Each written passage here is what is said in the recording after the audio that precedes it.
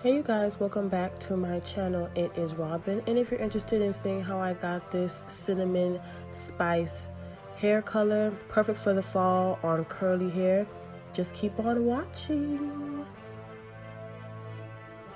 Okay you guys, so the first thing that you're going to need, of course, is your coloring products. You're going to need your 30 volume developer. You can use 40 if you'd like. You're going to need BW3 bleaching powder or any bleaching powder of your choice. You're going to need a mixing bowl. I like to just use a big old bin when I'm mixing up my bleach because those mixing bowls are a little bit too small for the amount of hair that I'm going to be doing.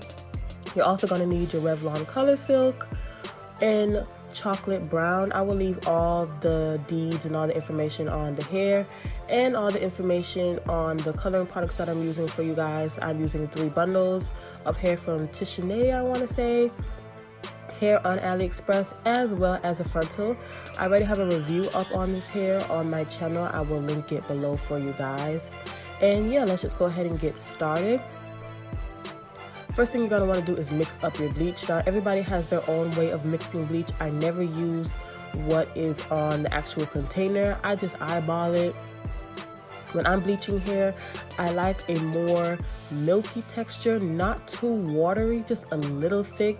And you guys will see me mixing it as I go along, but I'm just going to eyeball it, y'all. Once you mix hair, once you bleach hair enough, trust me, you're not going to be using measurements. No one has time for all of that. And I'm just mixing it up to what I like. And you will see me, I'm adding some, taking some away, adding some more powder, adding developer, just till I can get it to where I want it for the hair. And everybody has a different method of bleaching their hair, you guys. There's no good way, there's no bad way. As long as you get the color that you want and you condition the hair, you don't damage the hair, then you know you got what you need. And excuse my voice because I am sick. I don't know where it came from. The weather is everywhere, so yeah, it's that time of year for me to get sick. So yeah, I'm just putting the bleach on the hair. I'm starting from the bottom, working my way to the top. You guys have seen this 1,000 times before. My methods are nothing different than what anybody else done. I learned a lot of my methods on YouTube, so I'm not gonna show you guys anything special other than a little trick that I've learned once again on YouTube that I don't see many people doing, but I have just started doing this and I see a difference in how easy it is to get my bleach to get on all the sections of the hair and all the bundles inside the hair. So yeah, I just want to bleach that hair. And if you can see what I just did, all I did was just put my hands in the hair and separate the hair. That way you can get inside of the hair to those pieces that are kind of harder to get to. I'm just going to keep on applying my bleach to the hair. Nothing too serious. I believe I ran out right here, so I had to mix me up another batch. And that's why I like to use a very big container because I can mix more than I can in that little small mixing bowl. Right here, what I'm doing is I'm taking a hard brush and I'm brushing the bleach through the hair. And trust me guys, this is not harsh. As you can see, the curls did not fall, they did not drop, they're still the same. But this is just going to help you get to every single piece of hair. And it also helps you see what you've missed. So as you can see, I missed a couple pieces. I went back, added it, and brushed it through. Right now I'm working with my frontal. I'm not taking the bleach all the way to the hairline because I don't want the color to be all the way at my roots.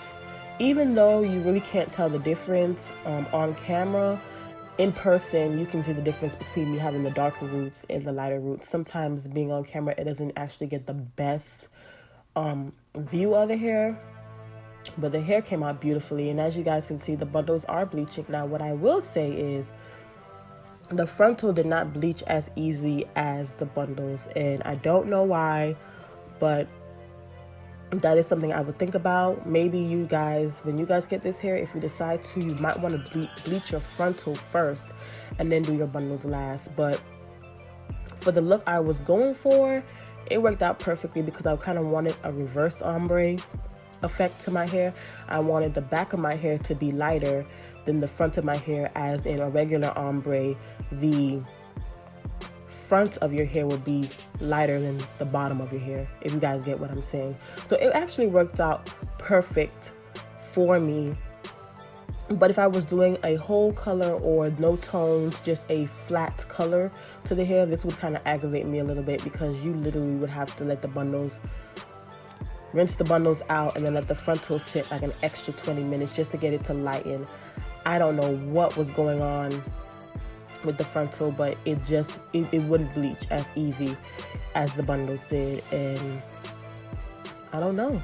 Other than that, the frontal was perfect for me. It just did not, the color would not take. I previously, before I even videotaped this process, now once again guys, I'm so sorry for my voice, but before I even videotaped this process, I bleached the knots and I went ahead and colored the hair. Bleached the knots and tinted the lace. So that was already done off camera. Right now I'm taking my Revlon Color Silk, and this is on the damp hair. This is what the hair looks like when it is already bleached. And once again, it's on camera, so it's not capturing how light the hair was. But I didn't bleach it blonde. I just bleached it more to a honey blonde. And I'm just going to go ahead and throw this color all over the bundles. I'm not showing you each bundle. I'm just doing one bundle because honestly, it's the same thing you're doing every bundle. It's repetitive. You want to shake up that Revlon Color Silk, and I'm just throwing it all over the hair, you guys. You don't really have to brush it on, as long as you get it on every strand of hair. And for me, this is the easiest way. I'm not trying to be neat. This is just how I do it. I don't have time to sit down there and try to do it the proper way. I do what works for me, and I just saturate the hair. I think I had about 4 boxes of the Revlon Color Silk. I only used 3. But yeah, Revlon Color Silk, I want to say it's like $4 or $5 at Walmart I got it for. So it wasn't that expensive. So I just was saturating it on the hair. And when I was done, this is what I got. It's not too light. It's not too dark. The camera's not actually picking up the true tone to it. But it is gorgeous, you guys. And I hope you guys enjoyed this video. Make sure you